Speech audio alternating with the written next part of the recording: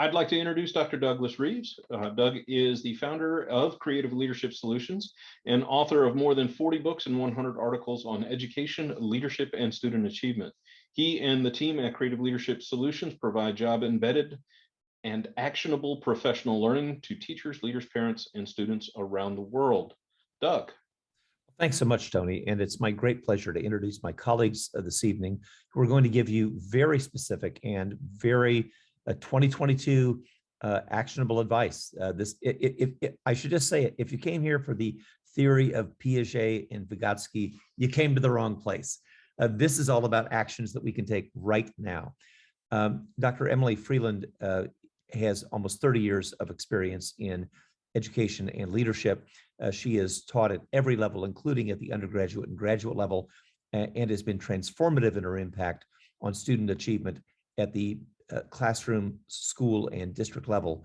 And Alan, with whom we will start in just a moment, has been transformative. I think what makes Alan's work particularly impressive is that although he focused on alternative schools, as he's about to show you in a moment, he was able to take his work and move it from alternative schools to applicability into comprehensive traditional high schools.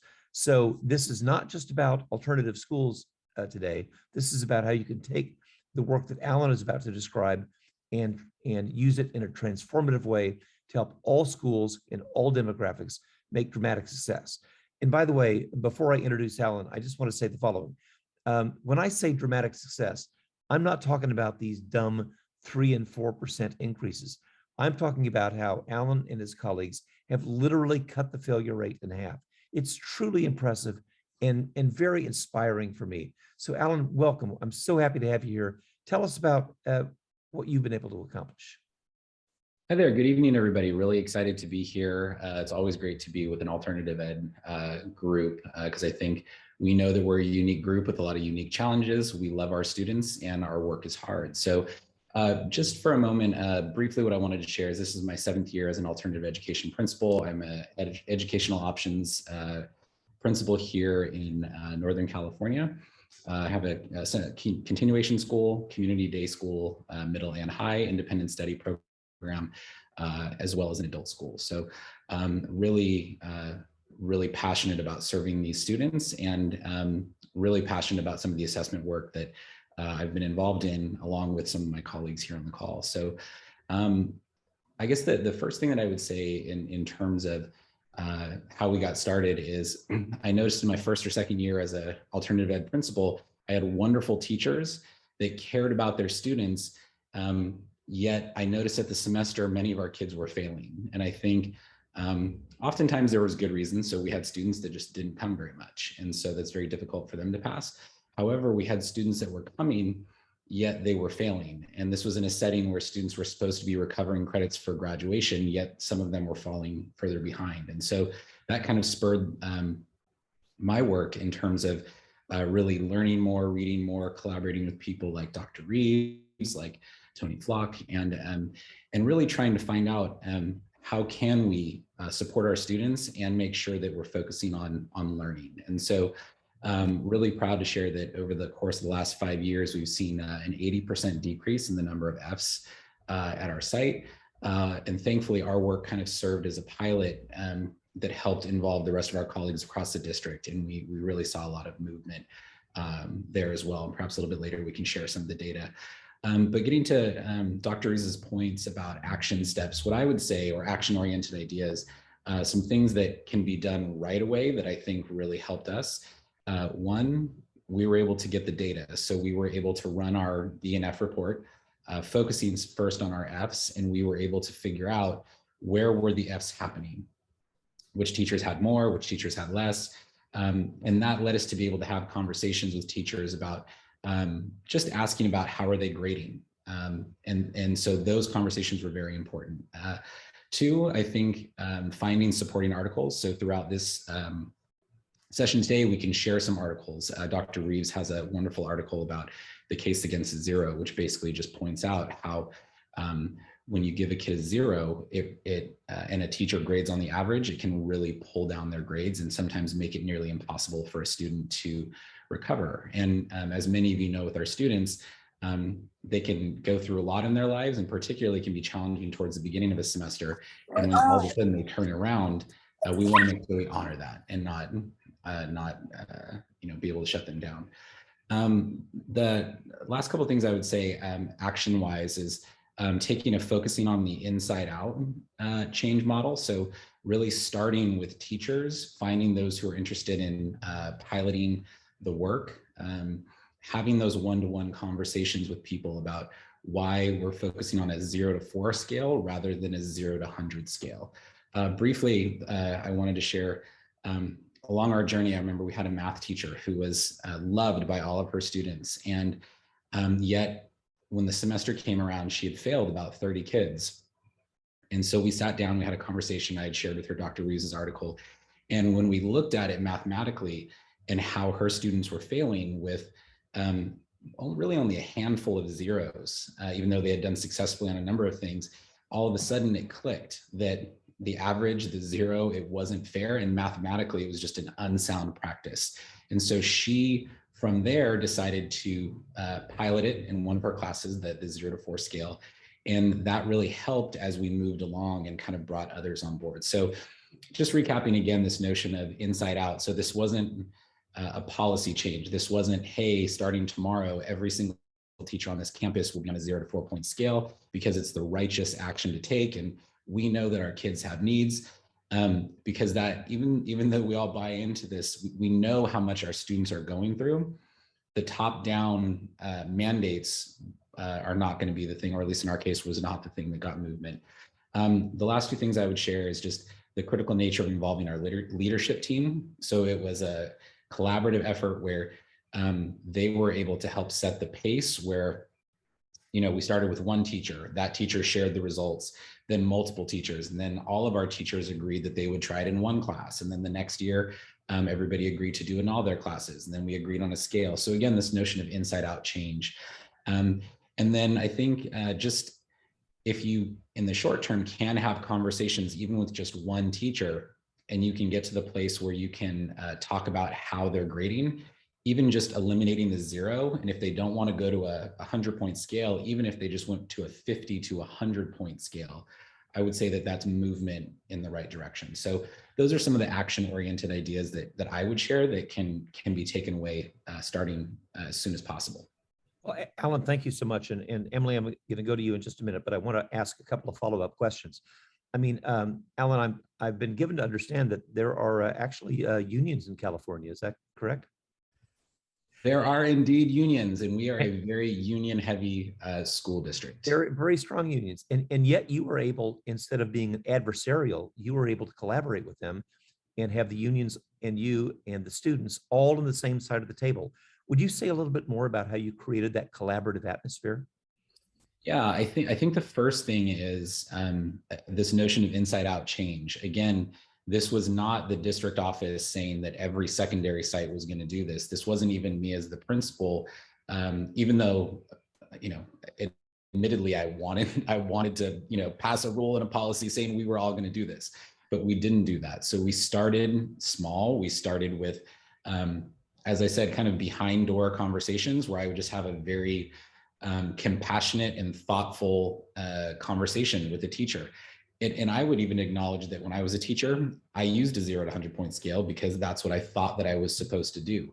And in my teacher training programs, no one ever told me that we should be exploring, a 0 to 4-point scale and that it's inequitable and all of those things. So I really think by starting small, by involving the leadership team and listening deeply to the pacing based on the teachers and not forcing it and letting some of that grow organically was huge. And we eventually, several years down the line, now have a board policy where all of our secondary sites are using it. And we've seen incredible results, which I believe are in part due to that structural change. And there was minimal fighting, minimal, no protest at the board, that kind of a thing. And I think it was a result of really trying to approach it thoughtfully, compassionately, and intentionally. And Alan, you've been very transparent along with your colleague Beth Wadecki about your data. But if my memory serves me, you had more than 40%, like a 42% decline in student failure rate, not just in your school, but district-wide, because other schools emulated that. That's pretty remarkable high impact. Yeah, and I think, one thing for us, once we started, well, first, and shout out to you, Dr. Reeves, you were able to speak to some key people in our school district, and we were able to find people, and I should have mentioned this, people that are already doing the work. So we had teachers that were already doing this, and they'd been doing it for a long time. They just kind of were doing it on their own and weren't being recognized. And so part of our work after that spark was kind of creating a district kind of task force where teachers could come together and collaborate, almost in a science fair type thing where they could share their progress. And then you had teachers telling teachers about their work. And then those teachers were helping to grow the professional development across each of the sites. And so again, this notion of inside out really guiding it, and then kind of cross-boundary collaboration with this task force, ongoing monitoring of the data at various levels really was, I would say, key for those results. And we are proud of those results. Thank you so much. Emily, you've had experience not only at the building level, but also at the district level. Would you tell us about some steps that we can take to affect larger scale change? And I would go back, piggybacking on Alan, obviously, on the whole grading practice piece. When you dig into some districts' grading policies, and I worked in a district that had a standardized policy, it's still up on their website, where they dictated, tests have to count this much, homework has to count this much, and that was their district policy, versus really looking at things like Alan mentioned, the grading scale. Even as high school math and science teacher, I never thought about it. I used the 100-point scale as well, but not realizing the impact of a 0 on that 100-point scale until someone pointed out to me, Doug Reeves, the mathematical error in that and the value that it puts on it. And so, especially looking at students who are in an alternative environment, or who just in general are on a dropout kind of track because they're not being successful, that's a big deal in terms of where the grade falls, and that whole piece of despair versus hope. When we switch to a 0 to 4, or even a 0 to 50, and put that 0, that F value, into scale with the A, the B, the C, the D, it makes a real difference and impact on those kids who have lost hope. It changes how they view that grade. Emily, I really want to tap into what you said about despair and hope, because I think you've hit on an emotional issue. What we've been so focused in the last 2 years on the physical safety of our students that I think sometimes we forget about the psychological safety. And what you just articulated about the despair versus hope is something that is so important. And right now, if you're watching this broadcast later on, we're broadcasting in February of 2022, but everybody who's watching this live knows the rapids ahead of us. In March and April and May of every year, forget about COVID, March, April, and May is when kids say, I give up. There's nothing I can do. I've dug a hole so deep I can't get out of it, and they give up. I know what I can do. I can make my school administrator's life miserable, and I can be very creative about that. So, Emily, please say more about the psychological issue, not just the math. I appreciate what you said about the mathematical issue of avoiding failure, but say more about the psychological issue of bouncing back from failure. And then I'm going to go to Tony in just a second. But Emily, tell us about what you meant about despair and hope. Well, I would liken it somewhat to even how we as adults function. When my to-do list gets entirely too long, I'm feeling overwhelmed. It's like I don't know where to begin. So it's almost this paralysis of and doing nothing because I don't know what to do. And I think when you translate that into 14, 15, 16-year-old kids, and I have this list that's so long, I don't know where to begin. Thinking about, why is the work missing to begin with? You have a lot of students who don't know how to start. They don't know where that entry point is. And when I can't figure that out on my own, then that's where that loss of hope, that despair, who will help me? Where is the support of my teachers to help with this? And then the other side of that, where the zeros come from, is not seeing value in the work. It speaks to the kid who has determined who they are, what they are, where they're going. And so I don't see that value. So if I can't somehow give myself a story to write myself into where I'm going to be a success, then I live in a world that's without hope because I can't see where I can go. The number one cause of failure is missing work, and the number one cause of missing work is homework. And one of the things that we've learned, and this was certainly true during COVID, but also before COVID, there's a lot of reasons that students might miss work. Perhaps they're just lazy, indolent teenagers, or perhaps they have sibling care, a job, they've got other preoccupations that prevent them. I was so lucky to have my principal, Mr. Robinson, always tell us that the word homework may or may not have anything to do with the word home. So when we had lots of students who were new arrivals, many families living in one apartment, that he said, don't feel sorry for them, don't give up, don't have low expectations, but get the work done during the school day. Stop assuming it's going to be homework. Now, Tony, you've got an incredible story where you worked with a comprehensive high school that literally saved 1,000 failures in a high poverty environment. Would you say a little bit more about what you and your colleagues were able to do there? Yes, and actually, Doug, if you don't mind, David posed a question that I'd like to get Alan and Emily to respond to. David wrote in, as you all were talking about some of the changes to the grading practices and getting rid of the zero, and asked the question, or asked for confirmation, that the case against the zero still requires that students do the work, right? What, Alan and Emily, quick response, and then Doug, I'll share the work of a high school here in Ohio. I could go first. Yeah, I think that's an important clarification. So at our site and even in our district policy, we still have a zero. We absolutely require students to do the work. So at our site, again, it is still possible for kids to get a zero. It's just when you're determining final grades, 0 on a 4-point scale is obviously way different than a 0 on a 100-point scale.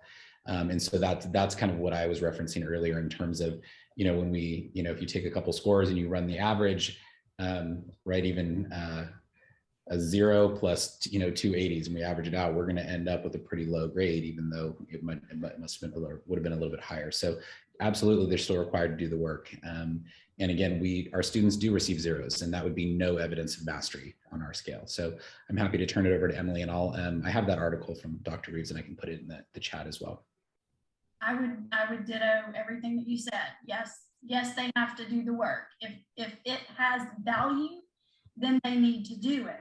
Now, they might need additional supports to do it. They might need additional times to do it. They might need a different environment in which to do it. Those are, a lot of times the supports we forget to ask if they need or to put in place. We ask them about academic help. Do they need a place though? Doug referenced, home not being the place to do some of the work and the homework. So is there a place in school that we can create for them to be able to do it? But the long and short answer is yes. Well, Emily and Alan, thank you. All I would add as a math teacher is that, my objective is to have my students being proficient. And I would like to think that all my assignments are what lead to proficiency. But I could be wrong about that, because what happens is I can have a student who nails a geometry assignment in April or May, but is missing homework from January. If they're nailing the geometry assessments in April and May, what difference did it make if they were missing something earlier? The idea that the only way you can pass the class is go back to make up something that you've already demonstrated proficiency on is silly. And colleagues, I'll tell you, where you always see this every year is in AP classes. In high school, including alternative schools where we have students doing college level work. They're demonstrating that they can do it, but they're getting D's and F's because of missing assignments from 3 months ago. That's pretty good evidence that whatever they were missing was not relevant. So I just want to encourage you to keep the focus on proficiency.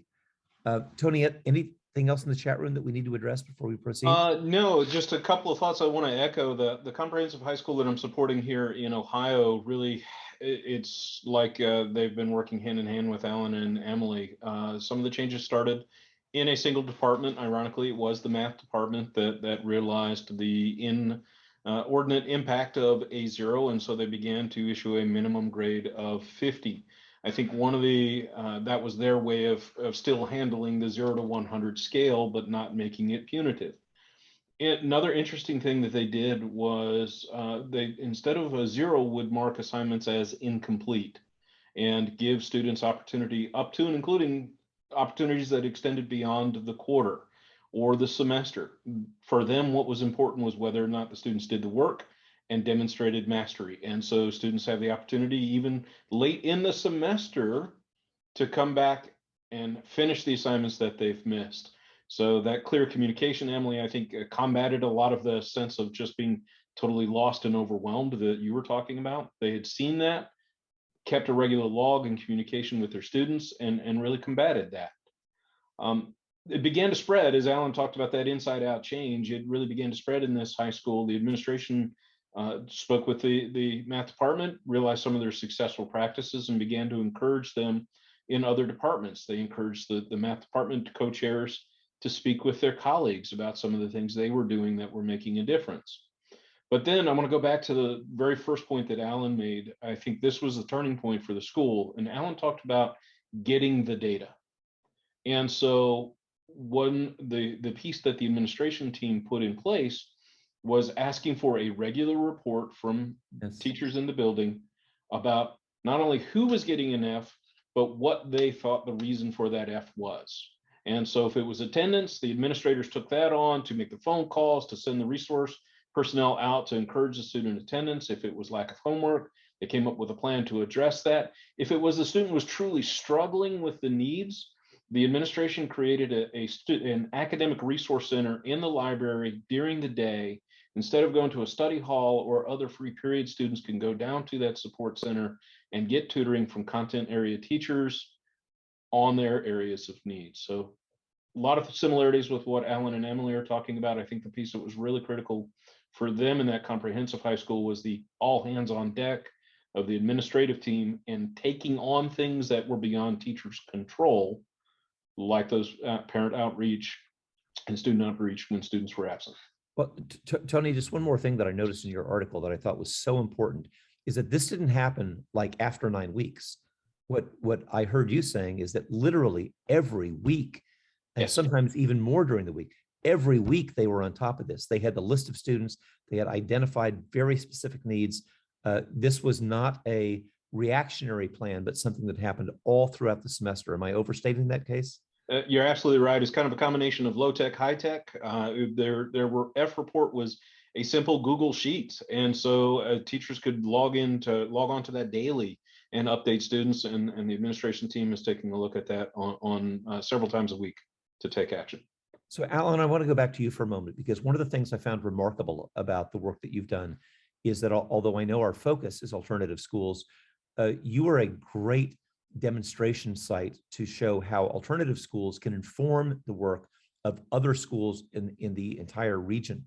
Would you say a little bit more about how the work in the alternative schools was able to be transformative for your neighbors? I think one of the things that we were also doing hand in hand is we invested a lot of time around our unit planning, our curriculum development. So by, I think, first of all, our teachers really being intentional about their priority standards and really thinking through the mastery that they wanted to see in their units was a critical foundation as it relates to grading, because certainly what we're trying to do is grade students' mastery, and so we need to have that. And in doing that, it opened up a lot of collaboration opportunities with our other sites. So Oftentimes, I think alternative education teachers feel like we are different. Other people don't understand what we're doing. We need to kind of tweak things and make it work. And I think all of those things are true. And I think no matter who you are, a focus on priority standards and intentionality around mastery, unwrapping those standards, being thoughtful about, Webb's DOK and really thinking through what you want students to learn, obviously applies to everybody. And that type of collaboration and really, instead of, the points game where kids are coming 2 weeks before the end of the break. And like you said, Doug, well, what can I go make up? Or do I need to do this from 2 months ago? The conversations were shifted around learning, which I think also resonated with our colleagues in the more traditional settings because they were used to their students coming to them, particularly, the students who are trying to be the valedictorian and that kind of thing. And so I think it really resonated, again, this idea of focusing on what do we want students to learn? How do we know if they've learned it? And then intentionally planning those units. And then, of course, the focus on feedback and ensuring that that feedback is happening, which again is important regardless of the setting, was key. Thank you. And Emily, one of the things that I've seen you do remarkably is approach people who just say, look, we are just starting. This is way too much. We can't build Rome in a day. If you were addressing a faculty or administrators who were just starting, what are some of the first steps? And particularly, Emily, what I'm wondering about is how do we help people get some short-term wins that will then propel long-term success? If I'm just starting at ground zero, how would you coach me about how to start? Well, I'll try not to spend too much time repeating what we've already said. Obviously looking at grading practices is number one, but beyond that, really having conversations around what is the real challenge with your students. Because it's one thing to say, well, I have too many Fs, but the next conversation then is, why are there too many Fs? Missing homework, high absentee rates, low quality work. Alan was talking about all of the curriculum work that he did, changing kind of, where we focus and what we focus on. How can I change the learning experience? When you're thinking specifically of students in an alternative environment, that stuff they were doing over there wasn't what they needed. So I think it provides, an opportunity to think totally out of the box on the type of learning experiences that you can provide those students, and the comprehensive sites can learn a lot from that. But short-term wins, obviously working on the grading scale, because that opens up that avenue of hope for so many kids. But then even little things like, how are we setting up an environment? Doug, you use a lot the example of the catch-up room. And I worked in a junior high school, a 7 through 9 school, where we had before and after school and during school opportunities to help kids get caught up and get the work done. Back to is it important for them to do the work? If you assigned it, then it's important for them to do it. So just getting some really quick wins in that way, finding a simple way to help them get the work done, provide the support that they need, but finding that avenue of hope as well. And I'm going to keep harping on that one. But that's having had the opportunity to talk to students and get some ideas around why were you successful here, but not there, and hearing their voices. I think we can learn a lot from our students when we listen. And those were just, the avenue of I didn't see a point. There was too much going on. I couldn't find encouragement anywhere. Emily, I think that's such an important insight, because the students do need consequences when they don't do the work. But the most appropriate consequence is not an F or a 0. The consequence is do the work, get the work done. That's the real world. And the challenge I always hear from parents, board members, community members as well, in the real world, sure enough, we got to get it done in the real. But in the real world, what you do is you get the work done.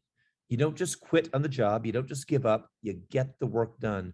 That's the message that we have to send to our students, which is precisely what I hear you saying. If they don't get the work done, F's and zeros, we've been trying that for about 400 years. Doesn't work. Let's just get the work done. Alan, I want to come back to you for behavior for a minute, but Tony, let's bring us up to date. And by the way, to all of our participants, please use the chat room or unmute yourself if you've got questions or challenges that you want to raise as well. Tony, go ahead. Yeah, on that vein of communication, Emily and Alan, Marcus wrote in as you were talking about communicating with the students. How do you approach explaining the changes to parents so that support mastery grading? And then a technical detail about grading systems like the Aries grading book. So maybe if you'd start with communication with parents and other stakeholders to make them aware of the changes and how that worked.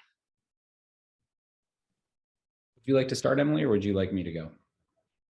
Okay. So I think at our site, firstly, I think we could have done more parent communication. I think we did some, so we have we have like an auto dialer type thing. We do site counsel because we are our site does not have a PTA type of thing. So we did have opportunities to share with our families, but I think we could have done more. Also, I think because we started very small, we were able to make those small changes without necessarily needing to bring the entire parent community there.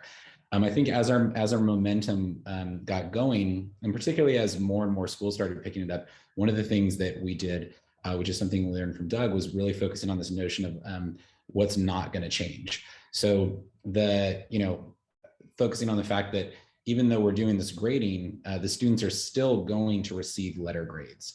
And so that was really big for us. And again, as our momentum grew across our district, we, there was board study sessions, there was kind of family engagement nights, that type of thing.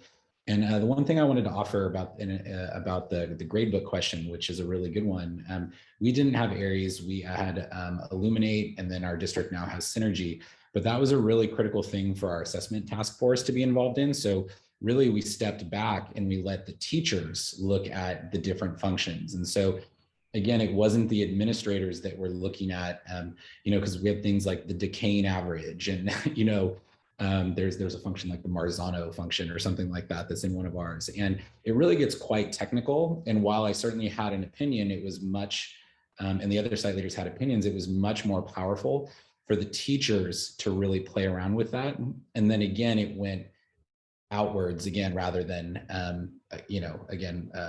site leader or even a district office leader, making those decisions.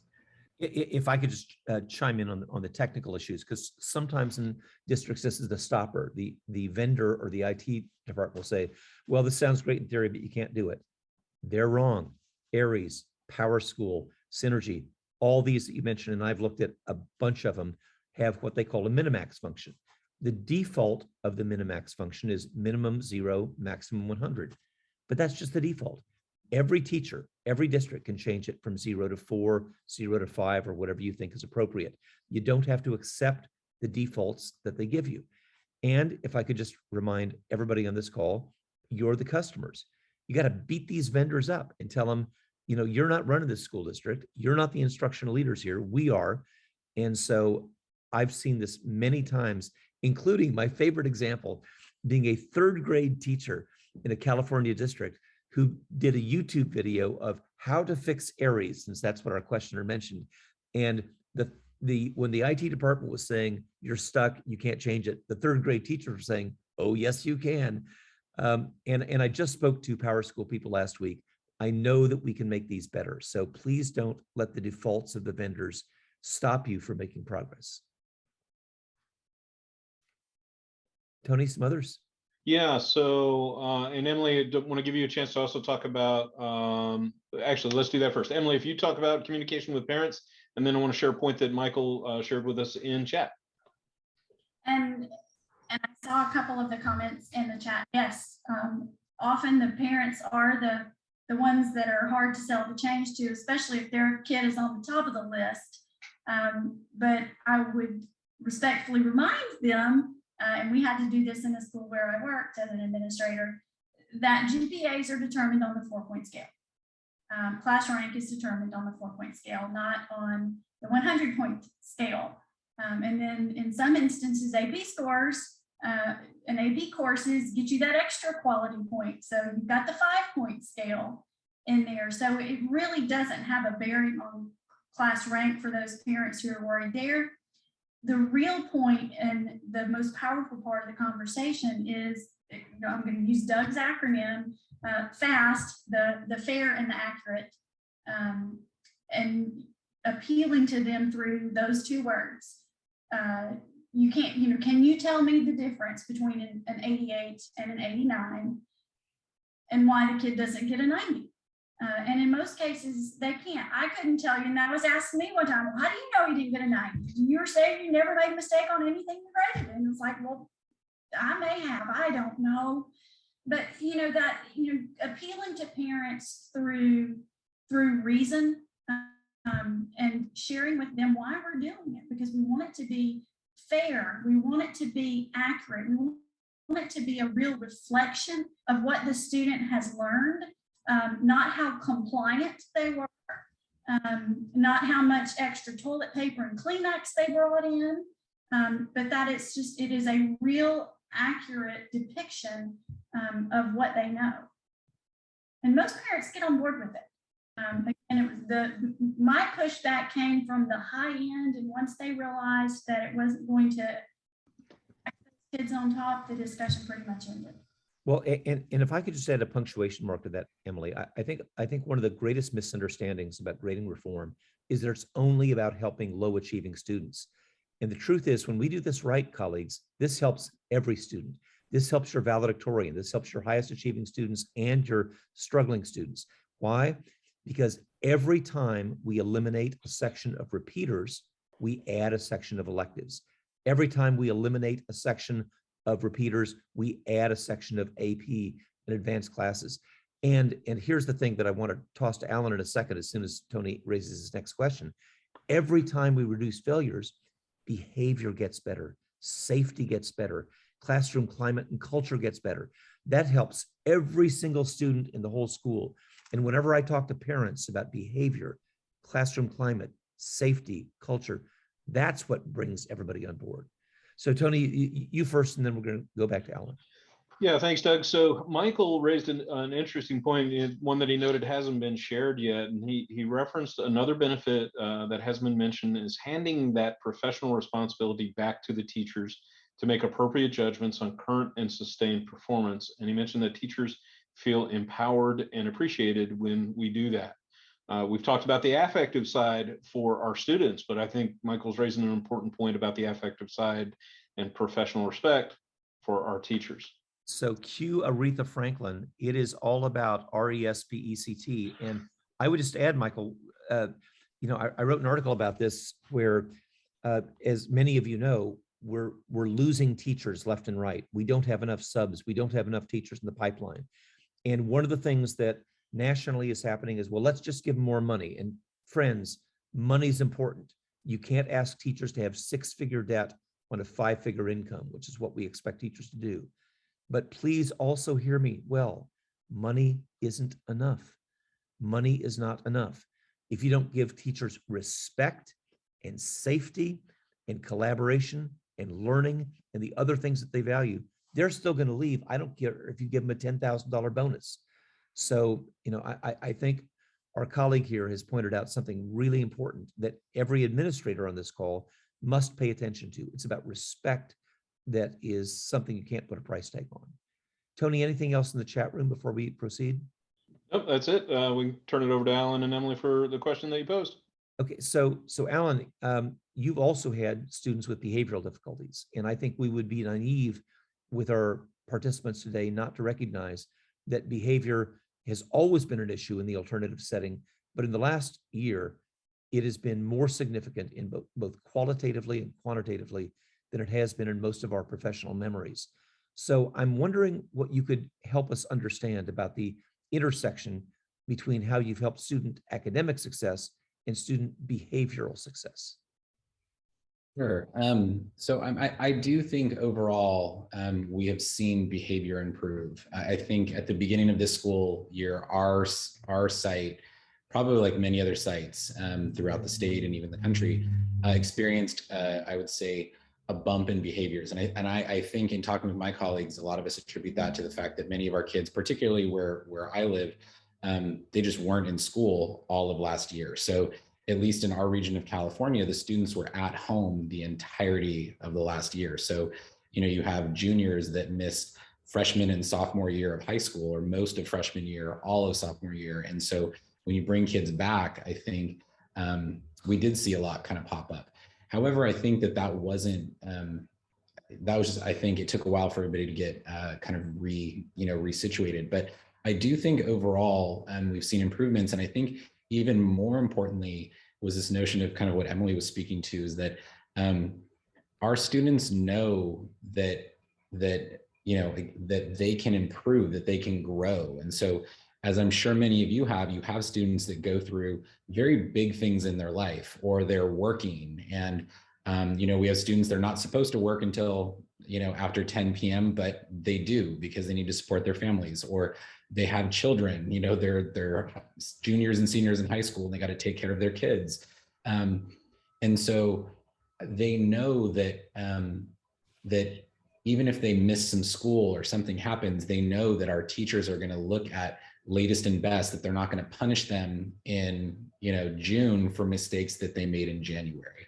And with the clarity around expectations, I think it really helps kids understand what needs to be learned and how they can demonstrate that, which that hopelessness absolutely contributes to kids not participating in that. And I think of our students, many of whom I'm sure are similar to some of your all students, and particularly when they think things are unfair or they realize it's done, it's done. Once they're let down by an adult, I've seen our students, they'll walk away, and I mean, they might not come back for a week, 2 weeks. And that's, and obviously that's not what we want. So I really think that notion of understanding that mistakes can be forgiven, and we can honor that growth, and that growth over the course of the semester is huge. Alan, you just drew a really important distinction that I think we all need to think about. And that is, when we say that we want to have love and trust and empathy with students, that doesn't mean anything goes. We can set boundaries. In fact, students, particularly adolescents, need boundaries. They need high expectations. That's part of what they expect from us as adults.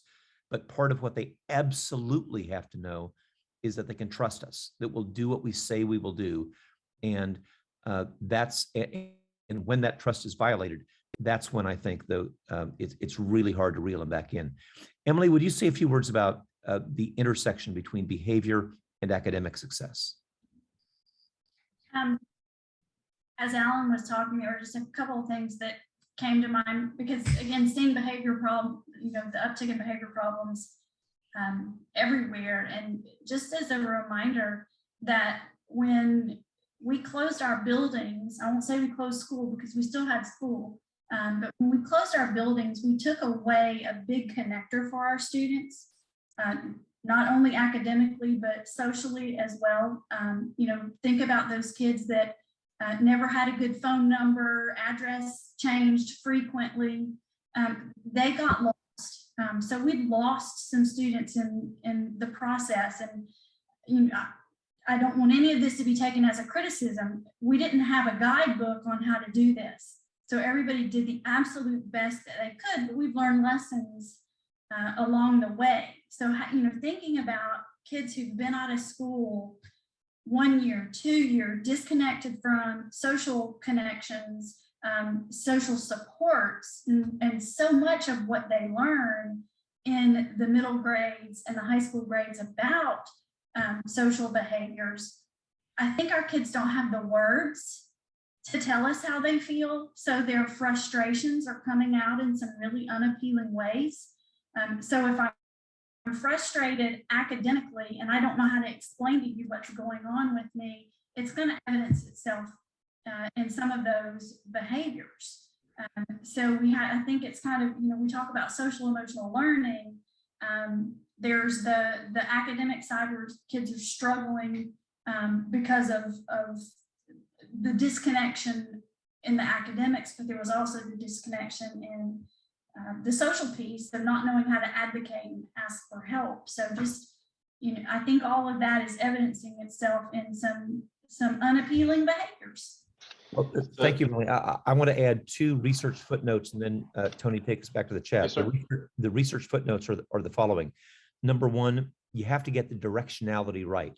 Too many people think, well, Doug and Emily and Alan, we'll get to that academic stuff, but first of all, I got to put the hammer down, get these, miscreants under control, and then I'll do that. It's exactly the other way around. You want to have better behavior, lower the failure rate. The evidence is overwhelmingly clear in the research that we've done. When you cut the failure rate dramatically, you cut suspensions in half, you cut office referrals in half, you have dramatically better classroom climate and culture. First, lower the failure rate, then behavior gets better. And the second thing, Emily, that you just reminded me of is I don't want our participants to leave here thinking it's all on them. You want to know who really helps establish norms? It's not the adults in the school, it's the kids. And just as you said, there's juniors in high school who we think used to be the student leaders. Last time they were here, they were freshmen. They don't know how to be student leaders. We've got 5th graders who we want to be the leaders of our elementary school. Last time they were here, they were in 3rd grade. So we have to really emphasize student leadership. And the evidence that I've gathered is when you have student leadership, and a metric really easy to measure is what percentage of your students are involved in 2 or more clubs, activities. And I don't care if it's the football team, the drama club, the debate club, you name it.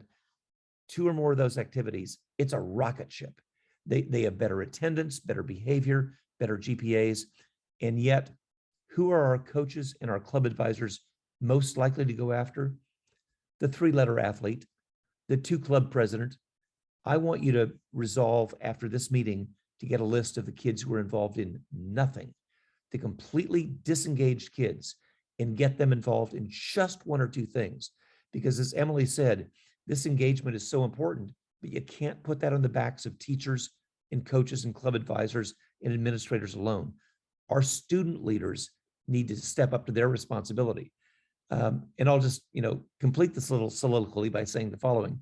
If a oration from Doug, oh, here's the value of education, here's why you must come, were sufficient, they'd all be showing up.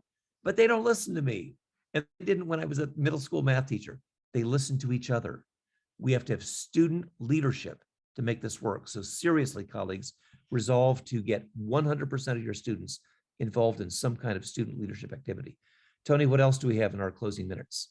Yeah, so Alan, Emily, Kelly is asking for some help in addressing one of the yeah buts that we often hear. She asks us to discuss the counter argument when teachers or other stakeholders express that these grading practices are equivalent to dumbing things down or not holding students accountable. Can you help Kelly counter that yeah but? Sure. Maybe I could address this one, and then I could pass the second question to Doug and Emily, which is the one that Marcus just posed. Yep. What I would add is, or I guess a couple things. First, I think grading is tied to assessment, which is tied to planning and intentionality around standards. And I think, firstly, one of the reasons why kids, misbehave is because they're having trouble accessing the material, right? So it might be a little bit higher, or they're a little lower. And so this notion of dumbing things down, I would actually argue that with, again, because grading is tied to these other things, when we have well-planned units, we have the opportunity for scaffolding and differentiation, which is really going to allow our English language learners, our kids who are on IEPs, all of the students who are well below grade level, and in many of our alternative ed settings, many of our students are there. I think so not dumbing things down, but actually rather being very clear about the learning targets, and then being very, very clear about how students of all levels are going to access that, including the students that are above grade level and truly need that enrichment. And I think absolutely there was, and to a degree still is, a lot of pushback around this notion of, we're not holding kids accountable, we're being soft. And I think it relates to this mental model of that many of us experienced while we were going through school, that's how grading is. That's how we learned in our, teacher training program. So it's very hard to break down that model. But I do think when we're focusing on the math, and when we're focusing on what is fair. So it's not fair for a kid to go to 3 different classrooms with 3 different grading systems. Doug talks about, kid on a basketball team, traveling basketball team, if they went to 3 different schools and the courts were smaller, the hoops were bigger and smaller at each site, it's not fair. And so I think, we need to focus on that. And then often we would hear people say, oh, well, these kids they're not going to do anything. And then they're going to come in the last week of school and they're going to take the test and they're going to pass. And I think firstly that hasn't happened. And, so I think some of those fears were unfounded, but I think your point around, being worried that people feel like we're not holding kids accountable is a real one. And it is still out there, but it can be, I think, counteracted by just very reasonable, detailed conversations that do take place in small groups. And again, that are not via, kind of posted, policies that are not informed by stakeholders. I would just add as a punctuation mark that when you talk about, dumbing things down and do we have high standards, the analogy that I think is appropriate are to 2 pretty high stakes levels of performance. And one is teenage drivers and the other is airline pilots. And I've been both in my life. And I will tell you that for both drivers and pilots, nobody uses the average. They all make tons of mistakes. And the whole idea of a good driver's ed or a good pilot education program is make the mistakes where you're not going to hurt anybody. Make a ton of mistakes, make them on the ground, crash into the side, read the instruments wrong. Then after you're proficient, then you go aloft with the FAA instructor who does not want to die and who's going to make sure that you pass once you're aloft. Seriously, colleagues, whether it's drivers or pilots or brain surgeons, you think about the real world of high stakes assessments, they don't use the average. They make a lot of mistakes. They learn from those mistakes. Then they apply those mistakes when the going gets tough. So I'm all in for people who say, what about the real world? Let's have high standards. Me too. High standards like pilots and brain surgeons and teenage drivers. That's what we ought to be mimicking. Tony, we only have time for a couple of more. Yeah, so Marcus, if you would please unmute. Emily and Doug, Marcus had a question about 4-point scales and some confusion there. Yes, good evening. First of all, thank you very much. And I definitely agree with that behavior and academic success, that they really have to go hand in hand and approach from academic point of view. But my question was, I've been trying and I've been struggling with the 4-point scale because I find that there is some contradiction, and maybe it's how I read it, between Marzano and others. And I was just wondering if you have one that you suggest, because sometimes level 1 is developing, approaching is level 2, but there it's already 70%. Mastery then becomes level 3. At which, when is a student passing, quote unquote, and a student not yet there? So I don't know. I find so much trying to figure it out on my own. It's a little bit, a lot of conflicting information. Let me put it that way. And now the case against 0, also you have the F is a 0, and I guess the 1 is already a D. So if a student reaches 1, what level is that, and is it considered already passing? So thank you very much. Marcus, you ask a straight question, you deserve a straight answer. And I will preface this by saying, Bob Marzano and I have been friends for more than 25 years. I think he's brilliant, and he's been transformative in his impact on education. But because he is brilliant, sometimes my friend Bob makes things way too complicated. So where we part company is, when I use the 4-point scale, 4, 3, 2, 1, that basically 3 is proficient, 4 is advanced or exemplary. I do not have any lines of demarcation, no decimal points between those. If you're at the 2, you're not proficient yet. And we need to have students be told honestly, hey, change this transition, change this topic sentence, add this evidence, read this graph better, read this map better, whatever the context happens to be. We give them feedback that gets them from a progressing 2 to a proficient 3, or from a proficient 3 to an exemplary 4. But it's super clear lines of demarcation. I think a lot of these proficiency scales are way, way too complicated. So I'm into the clarity that a student would understand. Kind of like Alan was saying, the rules of the game. Kids understand 4, 3, 2, 1. They don't understand all these finite demarcations.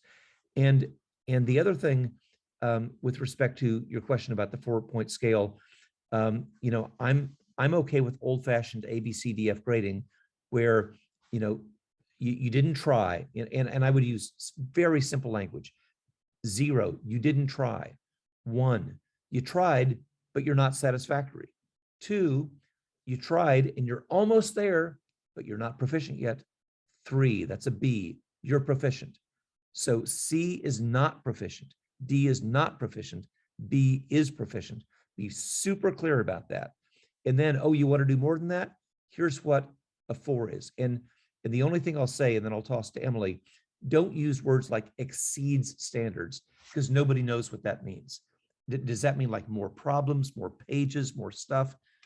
Instead, use words like advanced or exemplary, because that means more complexity, more rigor. So in my discipline of mathematics, for example, I might have students doing 2-dimensional drawings to show scale, ratio, regular and irregular polygons in middle school for a B, for being proficient. If you want to get to an A level, advanced or exemplary, do 3 dimensions, more complexity and rigor. If I were teaching social studies or science or English, then proficient might be here's the claim or the topic sentence, the evidence and supporting evidence and the conclusion.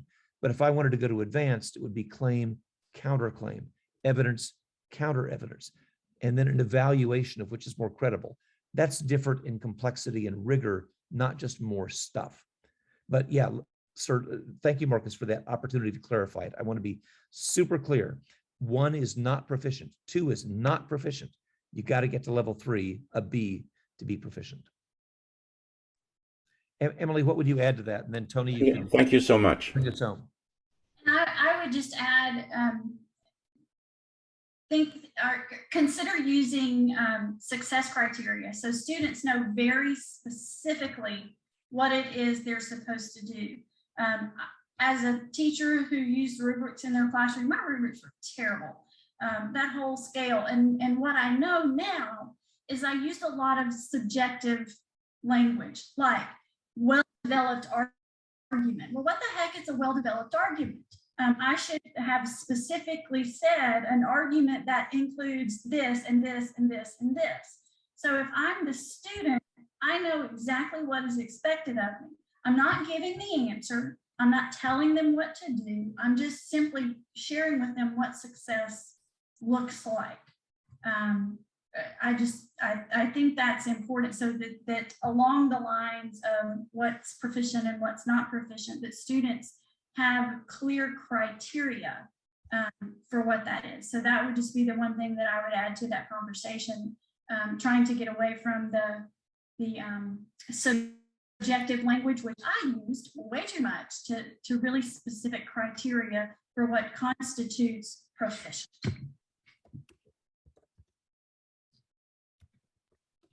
All right, ladies and gentlemen, thank you very much for your energy and participation. I am in the process of adding our contact information into the chat here. Again, this recording will be available usually within 48 hours to give us some time to process and clean up. Just like to say a quick thanks to Alan, Emily, and Doug. Thank you all for your ideas this evening. And ladies and gentlemen in our audience, thank you for tuning in. We really appreciate your participation.